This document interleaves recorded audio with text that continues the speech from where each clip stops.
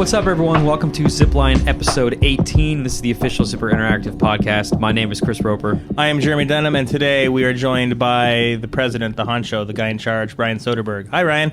Hey, how's it going? Very good. Thanks for coming in here. I appreciate you leaving the bodyguards outside. It's a very nice gesture. With that note, let's get to the ZCap. So this week has actually been a pretty big week, really, for Zipper. Very big. There's a lot of stuff going on. We're not going to give out numbers. We were just looking at the traffic for our past week, which was huge. And this week we're doing better already. There are lots of people coming to see all the new information we've got coming out, so that's very good. So thank you for coming to discuss our stuff with each other. The first thing, obviously, to talk about is that the Mag Beta launched earlier this week. It launched on Tuesday, and we have all sorts of new features to test out on there. We have new weapons, the escalation game type, so the updated skill tree, new economy system, the whole shebang. We did run into some hiccups the first few days, as everyone knows, especially with connections. But it is called a beta for a reason. That's right, and solving those problems is all part of the process. Do know this: we will be updating the beta as we go along, and solving problems as we come to them. So that's part of the whole process. We appreciate your patience and your help. And so far, we're pretty happy because a lot of people are getting in there. They are trying things out. They are giving us valuable feedback. And most importantly, we are getting feedback, which is the main thing. But people seem to like what we've got to offer a whole lot, especially the new skill tree progression and all that kind of stuff. So, and escalation has been a lot of fun for people. So we're very happy with the reaction there. And like we said last week, whether you like something or don't like something, please be very detailed in your explanation as to why either way. That'd be very helpful for us, and we'll definitely apply that going forward. Right.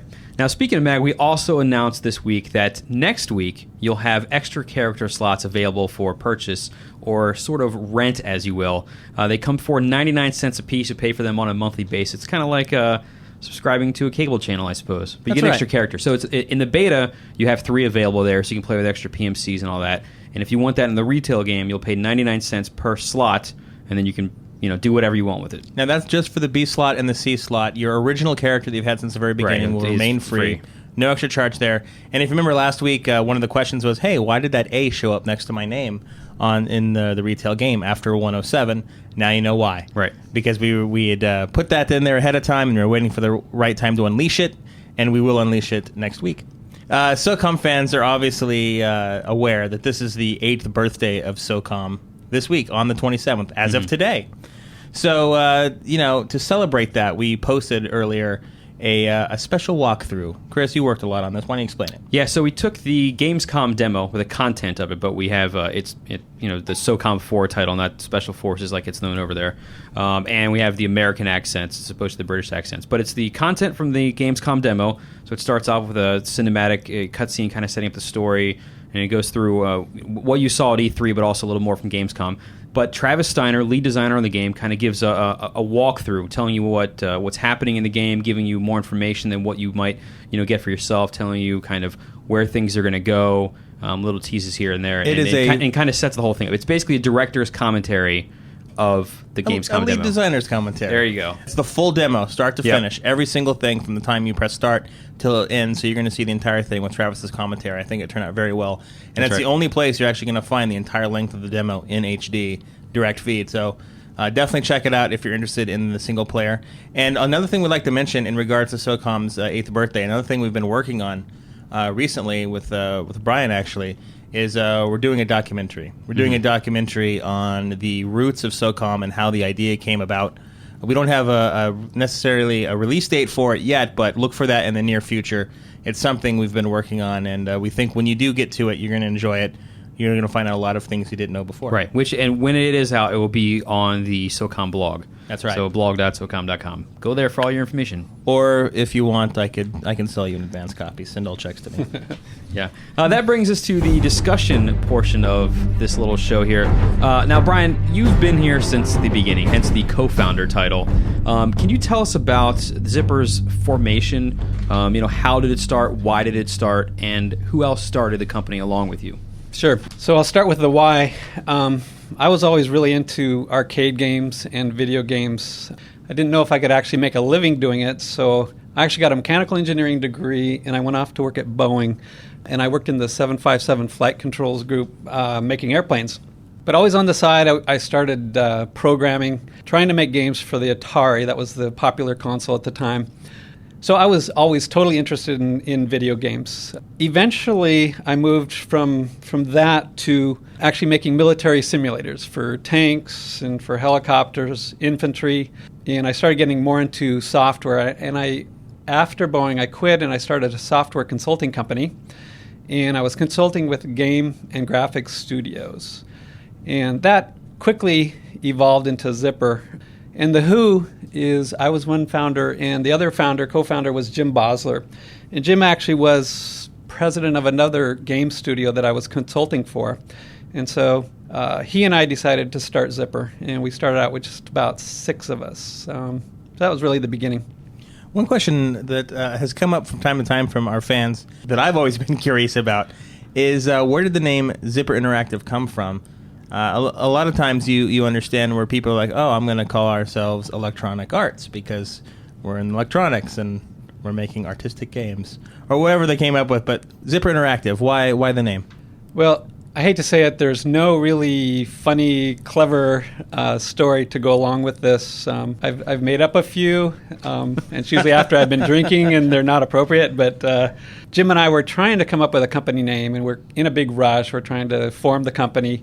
And I think Jim's wife was sitting there. We're trying to come up with something catchy, something people would remember. And she mentioned Zipper. And somehow that once we said that, and we kept using that instead of anything else, and finally it just kind of became the de facto name. And so that stuck. Now, the first half a dozen or so games that were created here were things like MechWarrior 3 and Crimson Skies and a lot of PC titles. But then, clearly you guys moved to the PS2 and started working on SOCOM and with Sony. Why was there that shift from PC development to PS2 development? Well, yeah, our first 6 games, I think, were PC games. When Jim and I first formed the company, he had a friend who was a publishing business person, and he agreed to publish our first game. They were into doing PC games, so we decided to start with a PC game. After doing about 6 games, and I think they were getting better and better, the last couple were MechWarrior 3 and Crimson Skies. Then Sony came along and offered to do a deal with us. They were trying to convert some top PC developers into PlayStation 2 console developers, because that was the new console at the time. And they made us a great deal, so we decided to try doing PlayStation games. So that got us switched over. In our first game that we did, SOCOM was a big hit, and we found that the video game market, at least for us, was more lucrative than the PC market, so we were off and running. What was it like working with the SEALs, real SEALs? Because in the beginning, one of the things that made SOCOM stand out is you actually had real information from actual SEALs giving you the background that you needed and the details you needed to make the game authentic. What was that like, and especially in the early days when it was the first game and your first foray? The reason we did a SEAL game in the beginning is Sony was very open to what kind of game we would do as our first game, and we both came to the conclusion, since shooters were the biggest genre and seemed to be the most lucrative, that we essentially wanted to do something with guys and guns. So then we just had to decide what kind of guys. And my partner, Jim Bosler, actually had a really good friend who at the time was active in the Navy SEALs. So we decided, gee, that'd be cool to actually get involved with him. And we decided that one of the pillars of the game would be authenticity. So we really wanted to make sure this game felt like being a real Navy SEAL. So we worked with him very closely. And I would say working with the SEALs was interesting, fun, exciting, sometimes kind of scary. These guys are intense and crazy. I remember one time at E3, this one guy, I won't say his name, he was a Navy SEAL, very intense, and he started to walk into one of the back rooms that he wasn't supposed to at E3. And one of the pseudo guards at E3 grabbed his arm, and that's a really bad thing to do for a Navy SEAL, because those guys are programmed to react quickly. And he turned and removed that arm so quickly. It was kind of scary. But anyway, the game, to get the authenticity, we actually used them extensively to make sure the moves in the game were correct, make sure that all your team interaction was correct. We even would take the mission ideas and run them by the SEALs, and they would tell us, that is actually something we would do. And if it wasn't, we wouldn't do it, or we'd modify it. And even sometimes we would get a mission that was so authentic, it was actually too sensitive. So at times, the SEALs would actually tell us not to use a specific mission idea because it was something that might actually happen. So they'd ask us not to do that. earlier this week, we ran your developer profiles. We do every week for the guest that's going to be on Zipline. And one thing that caused quite a bit of curiosity as to what it meant was your motto, which said quality or quantity. Yeah, did I write that? No, actually, I think it was either a typo, but I sure tried to say quality over quantity. Either that or it was Microsoft Word auto spelling correction. I might have spelled it wrong. But yeah, it was meant to be quality over quantity. And I've found that in our games that it's always really important to find relatively few key features that are compelling, that people get excited about, and polish the heck out of those. So fewer quality features in a game, I think, makes way more sense than quantity. I mean, it's really tempting as you develop a game to try to chase the competitors, and every new feature that comes out, you want to throw in that feature. But a lot of generic features is never as compelling, or as, the game just won't be as good as if you actually do a really good polished job of a small set of features. And that is actually the reason that we have delayed SOCOM 4 to 2011, is to focus on those things, right? Absolutely. We want this game to come out and be, the greatest SOCOM ever. So we're really taking our time to polish this and make it something we think the audience will love. Sweet. And also, as some of you have already commented, we have fixed the that typo. So. Yeah. Thank you. Pretend that you're welcome. Pretend that you didn't see it before. Kaga Hoshe wants to know, this is going to be our very first user question, by the way, wants to know what kind of college major or degree do you recommend for someone like him who likes video games and wants to be a game designer? It's always a good question. I mean, the other art, there's the three kind of main disciplines. There's art, programming, and design. And the programming and art are very obvious. There's art degrees and programming degrees. I have a software engineering background, so that was easy for me. Design is critical because I always think that, if you have great programming and great art, it still doesn't matter unless your design is fantastic. There are now college degrees you can get in game design. Most of them are very specific colleges or universities set up for game development, like DigiPen or Full Sail or DeVry, those types. We've hired a lot of people from DigiPen, so I think it's a good way to go. I would say a lot of our designers have other degrees in English, because writing is an important thing. I did find, researching this question, that there's GameDesignSchools.com and there's GameDegree.com, and they actually have a list of schools, so that's a good place to go to look these up.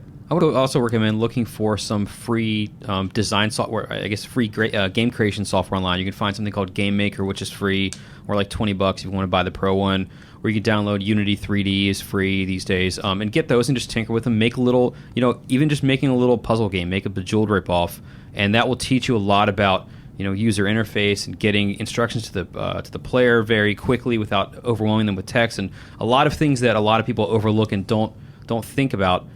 It will kind of introduce you to those things and make you say, hey, this is a little more complex than I thought, and get you some practice on that before you get into school. And for me, I think the most important thing to remember for a game designer as they get into the business is play a lot of games yourself. Understand what makes game design so important and what makes an effective design versus a not so effective design. And once you start figuring that and you understand what kind of games you want to make and how they should be made, you don't even have to do any of the steps that Chris mentioned right off the bat. You can go even slower than that. Try a game that has built-in creators in it, like a Little Big Planet, yeah, that's a Mod great Nation example. Racers. Yep. Try doing something like that and see where you can go from there. And then take those baby steps. And when you know exactly what kind of games you want to make, then go after that career and that degree. And I've gotten a lot of messages about this on the Mag and SOCOM forums. People say, hey, how will I get a job at company X, at making AAA games, whatever, straight out of college? And what I tell them a lot of times is, it's great. I obviously apply to these guys, but don't be afraid to take a job at a smaller developer, little indie place, whatever. So long as you think you're going to have a job a year down the line, they're not going to fold or whatever. Take what you can get because you'll get experience. You'll get, one tricky thing about the game industry is if you look at a lot of job requirements, is it says you must have shipped one game or one AAA game, but you can't ship a game without getting a job. So it's a chicken and egg thing. So if you get the opportunity to get in at the bottom floor of something, even if it's small, just having that experience will be a huge thing for you.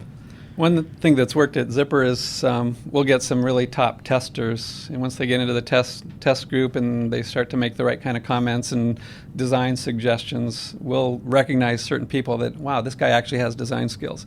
So kind of like you're saying, Chris, getting in maybe at the test level sometimes is a good stepping stone to getting into a full design career. Mm. Smokey Run wants to know what factors made you become the member of the Sony family and kind of get into the big PlayStation group. And as I was joking before the show, as I'm guessing it was a big pile of cash. There's always some of that. Yeah. Well, yeah. I mean, to start with, it was a business decision. My partner and I realized when we switched from the PC market to the video game market, for one, we had a lot more fun. There was something about the video game market. It was a bigger market, but we all played more video games than we did PC games, so we were pretty excited about that. But it was a business decision. We had gone through a bunch of PC publishers and kind of some mediocre results. And when Sony came along, we did the first title and we developed it, and it was SOCOM was the first one we did, and it was a pretty big hit. I think we surprised ourselves and we surprised Sony as well that, wow, this worked out well, and so we were excited. And it just made a lot of sense. We wanted to stay exclusive with Sony. They were a really great and even a fun publisher to work with. They were very team-oriented. It wasn't just us doing the game. They had a lot of involvement in the game, front to back. Whereas other publishers were more just kind of stayed kind of hands-off and just really looked at the business side of it. But when you get a publisher that really will get involved in all aspects of the game, things work out much better.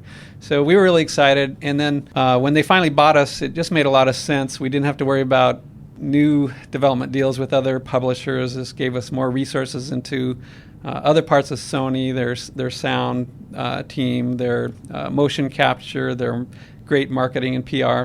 So that was just really fantastic to become teammates. So it just became kind of evolved and became obvious that we wanted to be a team. So that's how it happened. Where's Ibanez wants to know, what has been your role with the programming team over the years as you've settled in your role? Have you become more of a mentor to them? And as a company, where is the company's priority? Is it in design or development? Good questions.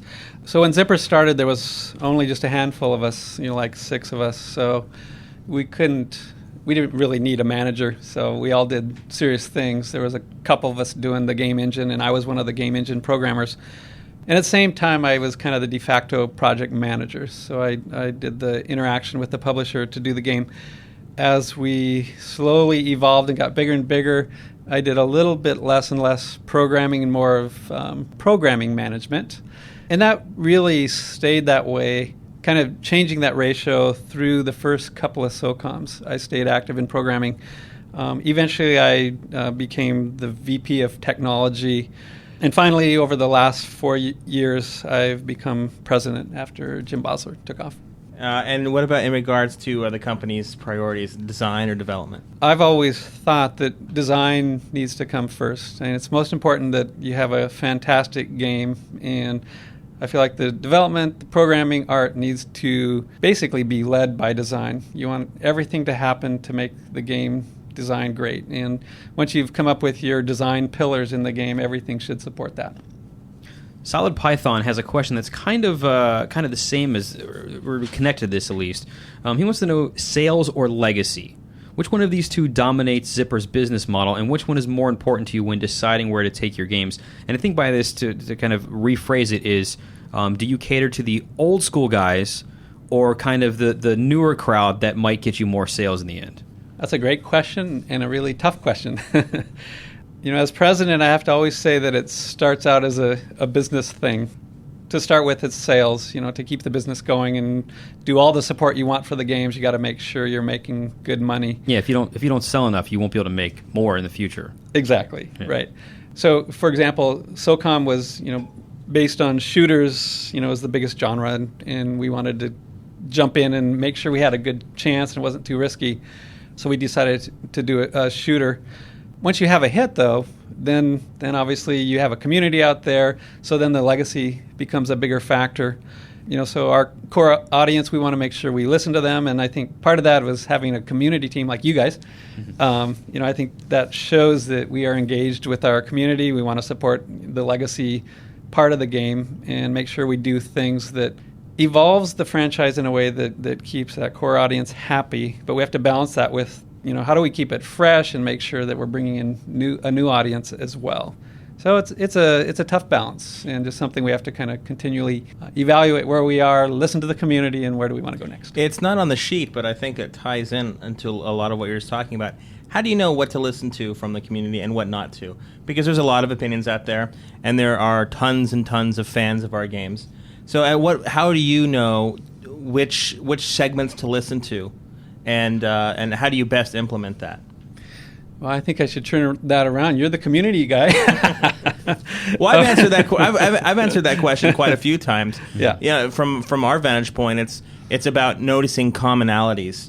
What is it that people are bringing up over and over again? Yeah. Not necessarily the same small group of people, but what are people saying across the board outside of people who like a feature and dislike it? What if the same group of people who have differing opinions on the same feature are still saying the same basic thing about it? That kind of gives you an idea that, okay, this is working or it's not working, or maybe there's something we can add to it. A good example of this is the faction neutral maps in MAG right now. There's a lot of talk about should the maps be faction neutral or not.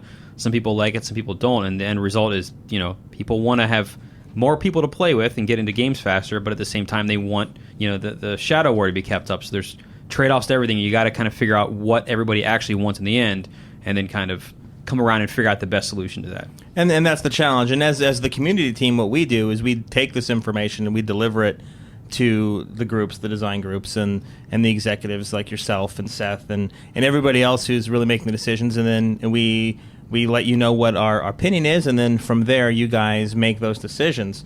So in regards to that, how do you make those decisions from there? Well, I think the more general or generic answer is, like you said, you have to evaluate everything. So you have to listen to the core audience, the little broader audience. Then you have to evaluate the business side of it. Does it make sense? And in the end, will we make money? And then try to integrate that all together and come out with the right answer. So in short, it's never a simple thing to do. It's never easy, and no matter what you do, you're going to make some people happy and some people not so happy. The World Is Mine has another good question, I think, for you. And they're not letting you off easy. Has there been anything at Zipper that fell short of your expectations or thought would perform better than it did? That's a pretty easy answer, actually. I'm a perfectionist, so I want everything to be fantastic and a huge hit. And as everybody knows, making video games is hard. Otherwise, everyone would do it. Every game typically starts with a grand plan and tons of features, and then we have to slowly whittle that down. Hope we came up with the right pillars, things that are compelling, unique, and that's going to sell a lot.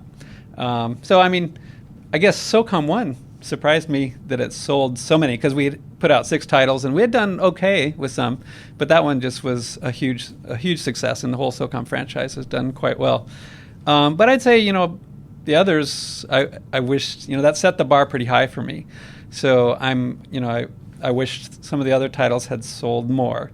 I'm an optimist as well. I feel like we've learned our lesson, so I feel like the future Zipper titles are going to be big hits. So, and I think that's the best way to go into this, is to have big plans, and you want to be optimistic, and at the same time make sure you don't overshoot, so you do have the time to polish games. So.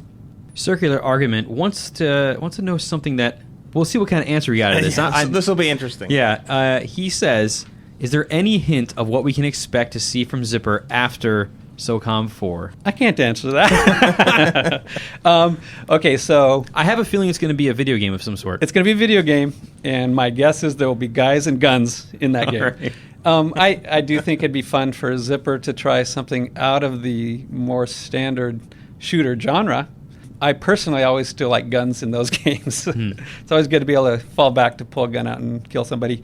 But we certainly have thought and looked at other genres that are sort of parallel, but actually something different. And I think it'd be exciting to do that. So stay tuned for who knows how long, but eventually, for whatever that might be. So as you guys can tell, we started off with some general questions. We broke from our usual format a little bit. But now we're in the SOCOM 4 segment of our show, and Dr. McAnoob is a frequent contributor to our question thread. Wants to know, how large is the SOCOM 4 development team, and how does it compare to previous SOCOMs? Obviously, it's much bigger than the 6 people you started the company with. Yeah, on the Zipper, the straight development side, I think right now I haven't counted exactly, but we're around 75. And that's a mix of artists, designers, and programmers for the most part. When you add in all the Sony production side with marketing, PR, test, and all the other support groups, it's well over 100. And this is probably 2 times, my guess is 2 times what the initial SOCOM 1 was. And the PSP teams were a little bit smaller, but they were, relatively large as well compared to our early days when we were doing PC games, where it was just a handful. Pretty good size. Yeah. The King Joker wants to know what convinced Zipper that it should overhaul the game instead of just updating the graphics of the existing versions. AKA, why make a SOCOM 4 rather than SOCOM 2 HD? Yeah, why start from scratch rather than just improve on an existing... This seems to be a big debate. Yes, ongoing. A popular question, and we even talk about it a lot too. What's the right thing to do? We do want to always attempt to support that legacy core audience. We want to make sure that we keep that, the critical SOCOM franchise pillars in the game close to what we started with and what made SOCOM, really popular with a strong multiplayer, the authenticity, a fairly deep game. So, it would be one approach to just take the basic, SOCOM 2 and make it prettier. But I think, there is a core audience that likes that. But I also think there's a lot of modern shooters out there, and there's a lot to take advantage of in the new consoles. So I think the modern shooters have done a lot more than just make them pretty. And I think it's important that as we go forward with the franchise, we need to do more than just make it pretty. And we also, we want to, freshen the franchise a bit, because we also, from a business aspect, want to grow the audience. So it's important to us to attempt to come up with some unique things that make it more compelling, hopefully make it a bit deeper, and make it attractive to, besides the core audience, a new audience. And there have been instances in the past of this sort of refreshing of the franchise that has worked. I mean, you saw it with Resident Evil. Coincidentally, also Resident Evil 4 was the first to do it, where they had a very established formula and they tried to restart it. And of course, Grand Theft Auto 3. Yes, which was very different from Grand Theft Auto 1 and 2. And and I think I'm in agreement with everyone here who is taking that approach. Is you do have to, from time to time, take a look at where your game is at and decide when it's time to make a jump. When do you take that next step? And the other thing I think that a lot of people are still might put to the side is that there's still a lot about S4 in particular they don't know yet. Right. And that's what we're excited to tell them about. It's just a matter of getting to that point when we can tell you. But when we get there, I think that a lot of people are going to like what they hear. Right. War Machine wants to know what your personal opinion is about. This is also tied into what we talked about. And I told you we're not letting you off easy. Wants to know what your personal opinions are about the community's reaction to SOCOM 4 so far. Yeah, I think that's somewhat related. There is a very vocal legacy core audience out there that really would like to just see SOCOM 2 ported to the new console, and pretty much just make it prettier and new levels, and that's it. They don't really seem to want the franchise to evolve in many other ways than just add some new graphics. So any of the new features that strays away from that, it seems to get fairly negative reaction.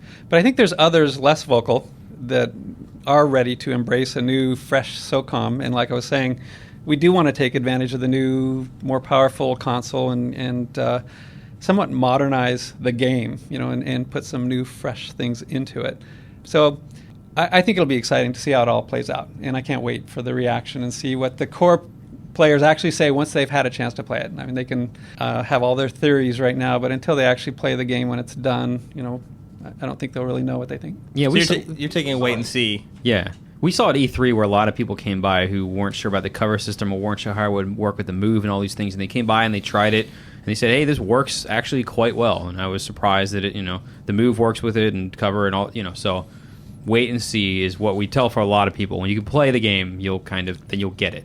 Yeah, I snuck around the background at E3 listening to people talk, not letting them know I was part of the Zipper team, and I heard lots of good things, and I could tell that they came from that sort of negative, wow, it actually looks pretty good, it looks kind of fun.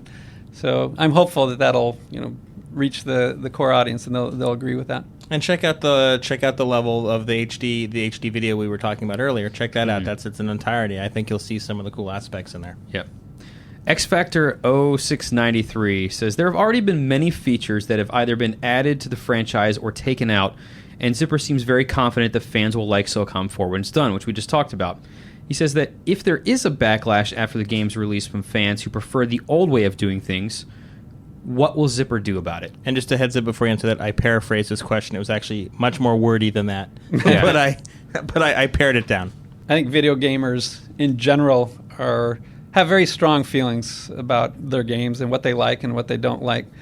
And that's why there's so many different genres, and people pick what they like, and they don't have to play a game if they don't want. So I think we've been over why we're making the changes. So now it's a question of, once it gets out there, if people don't like it. I think we've shown with MAG that we actually have done a fairly good job of, we have our community team listening to the users out there and figuring out what they like and what they don't like. And I feel like, what we've offered since the launch has actually made them fairly happy, fixing bugs, fixing things they don't like, and adding new features and new levels that seem to have made people, happier with what MAG has done since launch. So we'll take the same approach with SOCOM 4, and we'll just see how it goes. Hopefully they'll love it from the beginning and won't have to fix too much, but we'll listen to what they say, we'll react, we'll balance, business goals, and we'll do the right thing. And by saying that you're taking the same approach, that doesn't necessarily mean the same level of aggression and of releases as MAG has. Because there've been 9+ releases already. We haven't even been out for a year. But would you say that's accurate? That's accurate. Okay, yeah. so it's more about the philosophy, not necessarily. We just want to make sure everyone knows we're not going to be releasing 9 updates like that. Yes. Okay. Tons of SOCOM fans, and this is related to a lot of what we've been talking about. Specifically, this one comes up a lot. And from your vantage point, what do you think the chances are of seeing an HD remake of SOCOM 1, SOCOM 2, or any or all of them? That's a very common practice. Sony continues to evaluate their prior titles that have been out and decide whether they should port it or re-release it, especially with the PlayStation Network, with the PlayStation Store.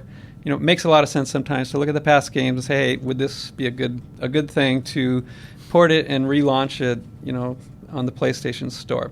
I don't know of any current plans to push it that way, but it's something that they constantly reevaluate and decide whether or not they want to push out an old title on a new console. So I will say that we'll have to wait and see. I will say a lot of people say, why don't you just do it? It's easy. And they look at it and they say, well, God of War was ported over, and the Sly Cooper collection and all this. All of these games that are coming out do not have multiplayer. And the multiplayer for 2 would have to be rewritten from the ground up, everything, and then all the tie-ins of those ties into the physics system and all that. It's not just a little simple thing that could be changed overnight. So it's a massive undertaking, and it's not something as simple as changing the graphics engine to be something current. So it is a big project that would have to be carefully considered before it's undertaken. And a lot of people are saying you have built-in people that would buy it. Great, we look on the forums and X thousands of people would buy it easily, but then what about other people? And how much would it cost, and how much time would it take, and would enough people purchase it to make it a worthwhile thing to do? And would it help the franchise as a whole? If we release SOCOM 2 again, and if that were to ever happen, would that be good for the franchise, or would it just be this thing that we kind of took time to do and kind of made even on it when we could have been working on another game? And that's what it comes down to. Yes, it's a good point. There are complexities, like you said, with multiplayer games. The networking side, the hosting, rehosting, the support. Once again, I hate to keep going back to business, but you got to decide, will we make business on this, or are we going to make a very tiny audience excited about this? And what I'm hoping is we're putting so much into SOCOM 4. I'm hoping they'll, take a chance, play SOCOM 4, and they'll be so excited about this new game. They won't talk so much about, let's move SOCOM 2 to the PlayStation 3. Let's get to some MAG Q&A now. Captain Tom wants to know why MAG does get so much support. Was it because MAG was a dream game for the studio to work on? Do all the Zipper games get this kind of treatment? Why is it that we have been so aggressive in our support for the game? Well, I think one reason is it's an online-only game. So you really you need to listen to your audience and make sure it's working well, make sure you do the things that they want. And I think it's just, this is the new approach to supporting online games if you want it to be successful. You need to release the game, listen to their reactions, do betas, and if you want to keep people playing, you're going to have to do updates, give them new content, and, it's good on both sides. If they support it, they keep playing, they, buy the new content, then, Zipper and Sony will continue to support it and make updates. We have another question here from Silent Python. He wants to know if... who had a question earlier? Yeah, that's why I said it was another question. Yeah. But the reason I'm interrupting you real quick is I want to let you know that Solid Python, he sends me a lot of private messages, a ton, and all of them are some of the most well thought out analyses of our games that I've received. I believe that he is Solid Snake's cousin. It's so that possible. Makes sense. So I just wanted to use this moment as a shout out to him to say, wow, very well done. Anyway, in this instance, he wants to know if there are any plans down the road to market MAG to the mainstream television market again. I know a lot of people, especially when they're big releases, like when 105 came out, 106 came out, when Escalation came out. We've got the move support coming. All these things, people are saying, is MAG going to be remarketed on television, TV ads, magazines, all these kinds of things. They want to get it back out there so people can see what's happened. What are the plans for that? Well, the marketing and the PR team is really part of Sony. Zipper develops the games. We work with the marketing and PR team at Sony to make sure they understand the game and they do the right thing, and they continue to evaluate and reevaluate the latest product updates and the new features and determine is there an opportunity here to market and do some PR events to make sure the audience understands what's coming next. And first, you want to educate the people, the audience that's still playing, and then you also want to make sure you're telling people that maybe have walked away for a while, make sure you bring them back. So we continue to reevaluate and decide, what's appropriate for the level of game and where the franchise is in its life cycle. So we've done a lot of cool new things and new updates for MAG, the moves coming down, and so it wouldn't surprise me. If they did something, or if you saw MAG in some aspect of something on TV, but I don't know exactly. And one thing that I say on the forums a lot too is if it was up to us and we had control over it in some kind of unlimited spend $1 trillion advertising some kind of unlimited everywhere. budget, we'd advertise everywhere, every day, all the time. And we might not make any money, but it'd be fun, wouldn't it? Yeah, it would be. And everyone would know the game. They'd probably know the game so much they'd want to tell us to stop advertising it, but. So yeah, we do whatever we can. Gamer Station 151 wants to know if Interdiction will get a price cut or some kind of PSN Plus discount to encourage more people to play it. I think that's a particularly valid question as we get closer and closer to the eventual release of the Escalation game type that people are playing right now in the MAG beta. This is a Sony business question, and unfortunately they're not here right now. But this is the traditional approach pretty much for video games and for any type of content that you release. At some point, eventually, marketing and the business team will say, okay, it's time to do a price cut, and it'll bring some customers back, some that were maybe on the fence and didn't buy it at full price. Now they'll buy it at half price or wherever it ends up. So it certainly wouldn't surprise me. That's that's the traditional approach. I'm not sure what the specific plans are, but I would guess that would eventually happen. So no official announcement or confirmation yet, but maybe. And our last reader question of the week comes from Dolby Axon with very simply, in 5 words, MAG 2, will it happen? Very good question. In 3 words, I don't know. But let me expand. I think currently it's been great the way MAG 1 has been evolving. We've done a bunch of great gameplay features, updates, new content, and most of it's been free. So I'm wondering why people want MAG 2 when if we keep going like this, they get a lot for free. But to answer the question, eventually Sony and Zipper will talk and decide, based on where we are, compare it to the overall portfolio plan of Sony and Zipper and figure out, does a sequel make sense? So, and of course, we can't say anything about it specifically. That brings us to the zip tip, which is weird because usually Chris introduces that part, so I'm thrown for a loop. But for those of you who are unfamiliar with the zip tip segment, it is our usual instillment of wisdom from our guest. It may be about anything. It's just some kind of tip to give you an idea of what they think about life, love, video games, cooking, auto mechanics. Brian, what's your zip tip this week? I'm so sorry. I wish So what you guys I didn't missed- think about this. I'm so bad. What you guys missed was Brian trying to whisper, I don't have I one. don't have one. Which means that he has now kept the streak is alive. at 18 episodes in a row of the guest not having the zip tip. It could, so then, Chris, do you have maybe a sudden replacement for him? I was going to make up something about cooking pizza. It's one of the only things I can do reasonably well in the kitchen. Let it rise for as long as you can. Rise. Let that happen. It's a little episode 3 reference right Yeah. there. Okay. Actually, instead of a zip tip, are there any parting words that you'd like to give to Zipper fans, SOCOM fans, MAG fans, Death Room fans? Any words that you'd like to impart upon them about anything? Probably just thanks to our greater audience that has supported Zipper for so long. I mean, I get a lot of great, some funny, some serious email. One that was passed along to me was a kid with Asperger's syndrome who said MAG actually helped him learn to deal with life better, and in fact it helped him finally communicate with his dad, who actively played the game with him after the game came out, and before that he had no relationship with his dad. So I thought that was pretty cool, and I've had tons of great funny, interesting feedback from SOCOM players as well. Probably too many that said they got divorced because they played too much SOCOM. I love people that send email with pictures of themselves with special haircuts or tattoos that have SOCOM or MAG.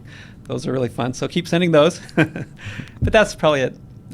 Thanks for sticking with us, and I'm very excited for everyone to give SOCOM 4 a try and let us know what you think of that. And that brings us to the end of the show. As always, you can follow us on all of your favorite social networks. Like, I've heard of this thing called Twitter before. You can find us on there under Zipper. And if you've heard of Facebook, it's a mystery to me, but you can find us there at facebook.com/SOCOM or facebook.com/Zipper Interactive. What about on YouFace? FaceTube? Yes, one of those. Yeah. If you can also visit, our official forums on mag.com or SOCOM.com, and go there every Monday for the official thread that will allow you to ask that week's guest on the podcast questions. You'll always find them in the blog discussion area on the MAG forums and the SOCOM forums. Next week, our special guest is going to be SOCOM 4 lead designer Travis Steiner. He's making his return. Back on the show. That's right. He was on the very first episode. So if you want to ask him any questions, make sure you go to those forums, or you can send us an email to zipline@zipperint.com. Brian, thank you very much for joining us. Thank you very much. Feel so important now.